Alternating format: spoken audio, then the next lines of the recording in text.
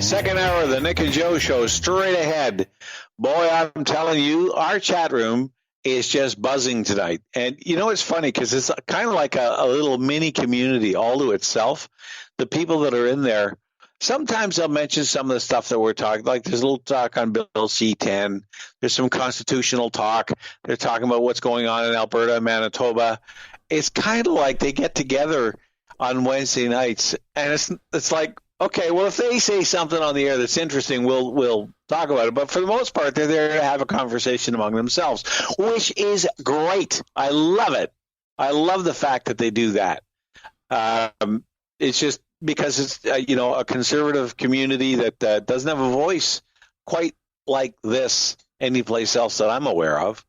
Because Facebook, you don't last long. You're going to get beamed on that.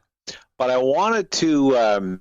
After we got that done, there's been a move that you alluded to, Joseph, across the country, and it seems to be gaining some momentum that I find really disturbing for a whole bunch of reasons, and that's this idea that we should cancel Canada Day. Now, if they were just going to replace it with Dominion Day, there wouldn't be any issue, but they want to shut it down altogether. And all the catalyst for this, to me at least, seems to be based on what's going on out in Kamloops with the residential school out there, and I'm just help me understand this, because on so many levels this is outrageous. On the surface, it's a slap in the face to everybody who ever wore the uniform to defend this country in the first place. There's that, but I think you'll probably take this a little deeper than that. So I'm curious to hear what you think about this. Well, a little bit of background, first of all, Nick, and that is that the first city, as I understand it, that's taken this stand is the city of Victoria in British Columbia. They decided to cancel this year's Canada Day celebrations. And for our international listeners, Canada Day it's like the U.S. Independence Day. It's July 1st, and it's a commemoration of Canada's receiving or being granted Dominion status in the British Commonwealth. So that was in 1867. So that's what Canada Day is. Used to be known as Dominion Day. People like me still refer to it that way because that's historically much more of an accurate description of what the day is, what the celebration is.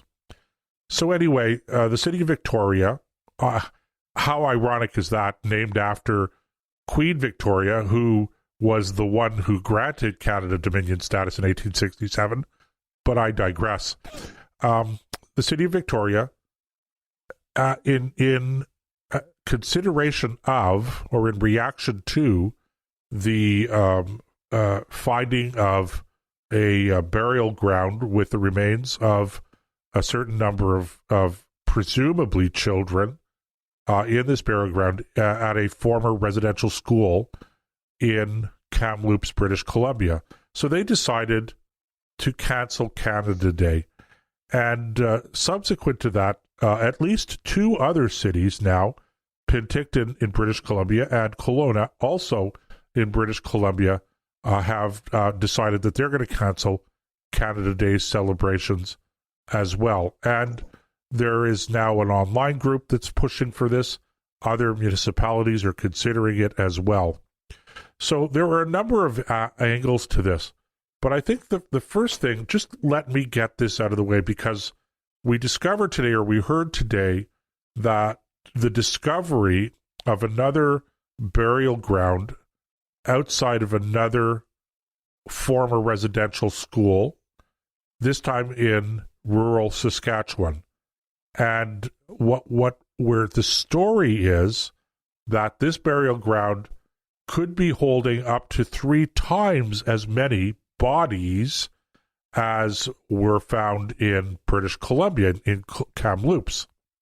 So, but let's just take a step back here again, and I'm going to preface these remarks by reminding people that anything that I have to say on this subject is not meant to diminish the fact that bad things happened, okay? And even that sounds a little banal, but, that's the language I'm going to use. Bad things happened at certain residential schools, not all, but in certain residential schools, they shouldn't have happened, and I'm sorry that they did happen, but it wasn't me. Wasn't there. My parents weren't even here at the time. Well, my mother was, but not my father. So, and anyway, but she wasn't born yet either. So nothing to do with me, okay? But, and I think that it's important just to say that.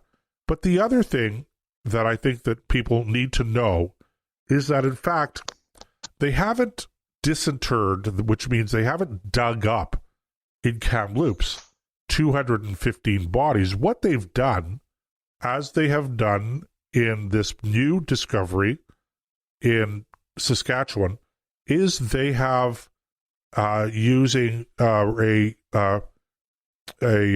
radar detection radar, ground penetrating radar. That's it. Sorry, you got the term right. Good. Thank you, Nick. Ground penetrating radar.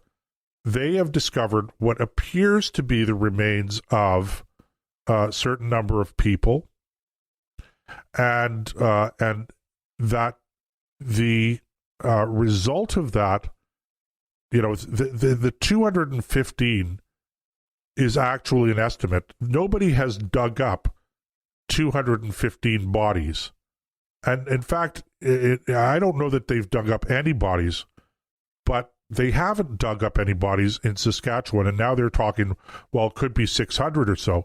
And, I'm going, okay, guys, this is sounding a little bit like, again, the boy who cried wolf. Again, not saying that things haven't happened here. Let's just get to the bottom of it. Let's see what's going on first.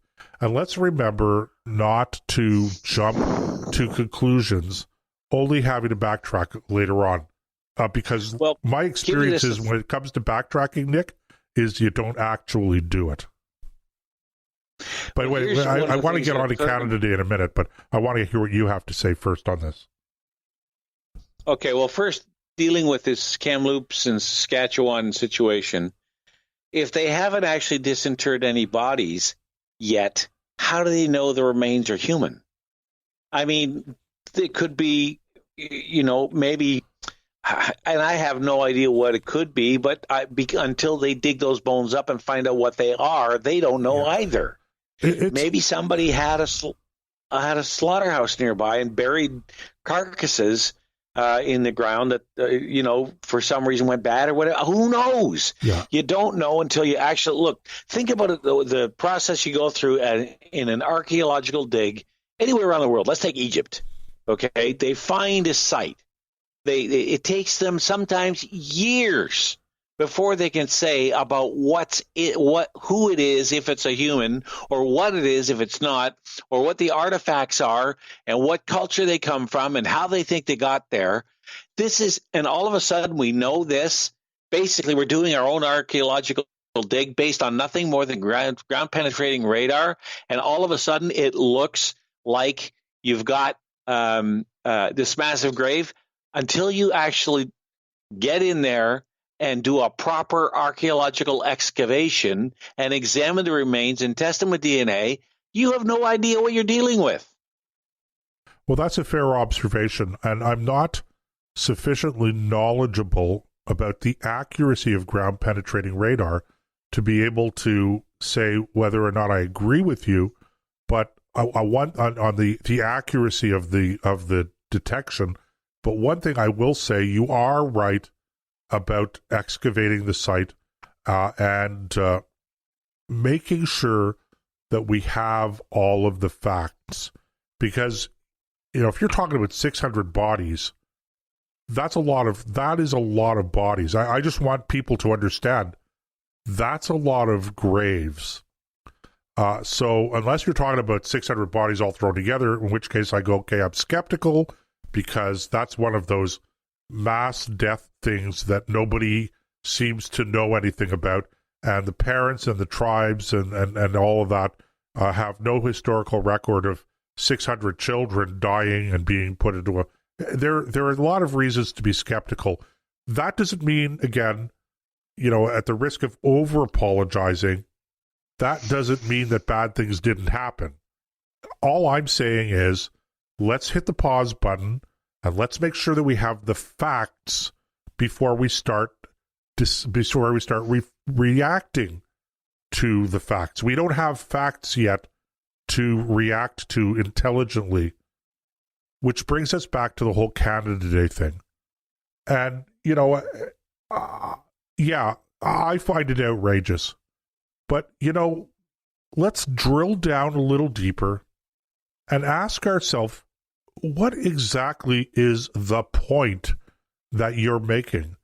Do you not understand that our reaction as a nation, our horror, if you will, to what may end up being this particular problem, if it ends up being on the scale that some people are saying it might end up being, but even if it's not on that scale, the whole Canadian reaction to the residential school scandal, the Truth and Reconciliation Commission, everything that's been done to date has been a manifestation of who we are as Canadians.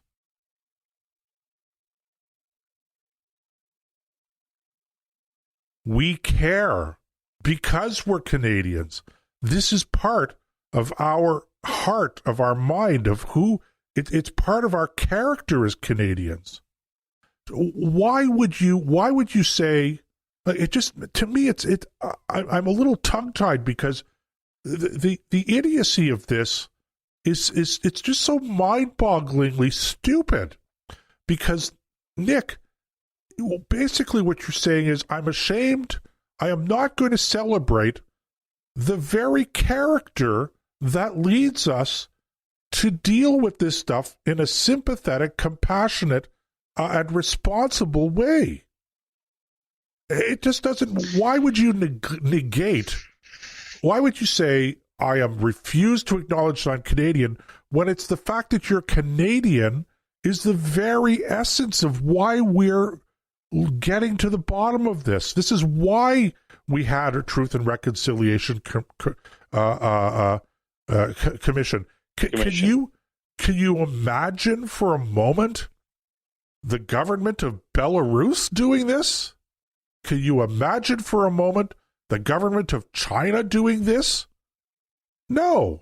Or 100 other countries? Or 100 other countries. Can you imagine, not that I'm making an equivalency here, but can you imagine Stalin doing this?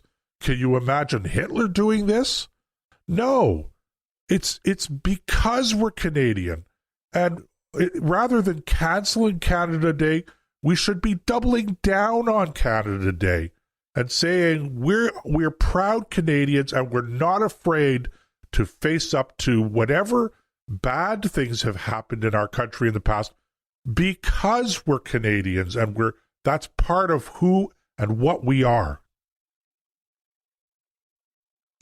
Yes, and it's something that traditionally we took great pride in, and all of a sudden that pride's being thrown back in our face. AJ in the chat room made a good point. I want to bring it to your attention. And the other question is, and I have no way of knowing, okay, but he makes a point. He says, why is all this coming to light now? Someone has had to have known about this for a long time. Why wasn't this brought up before, especially right before Canada Day?